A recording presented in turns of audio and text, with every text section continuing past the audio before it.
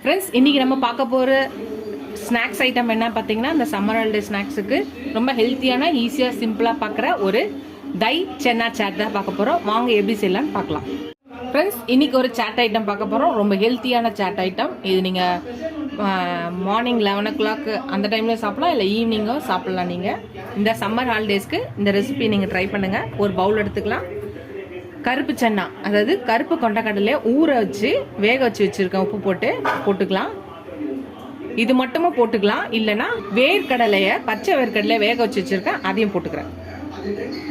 இப்போ கொஞ்சம் வெங்காயம் போட்டுக்கலாம், கொஞ்சம் தக்காளி போட்டுக்கலாம், கொஞ்சம் வேக வச்ச உருளைக்கிழங்க பொடியை நறுக்கி வச்சுருக்கேன், அதையும் போட்டுக்கலாம். அரை ஸ்பூன் ஜீரா பவுடர் போட்டுக்கலாம். ஒரு ஸ்பூன் சாட் மசாலா போட்டுக்கலாம். ஒரு ஸ்பூன்,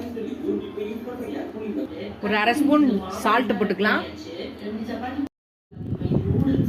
ஒரு கப்பு தயிர் போட்டுக்கலாம். கொஞ்சோண்டு காரா பூந்தி போட்டுக்கலாம். கொஞ்சோண்டு பப்படு இல்லைன்னா ஓட்டடைய கொஞ்சம் நல்லா குட்டி குட்டியாக போட்டுக்கலாம். ஓட்டடை போட்டாச்சு. கொஞ்சோண்டு மிச்சர் போட்டுக்கலாம், இல்லைன்னா ஓம்பொடி இருந்தாலும் ஓம்பொடி போட்டுக்கலாம். கடைசியாக கொஞ்சம் கொத்தமல்லி போட்டுக்கலாம். உங்ககிட்ட குக்கும்பர் இருந்தால் குக்கும்பர் கூட போட்டுக்கலாம். அவ்வளோதான். எல்லாத்தையும் மிக்ஸ் பண்ணிக்கலாம்.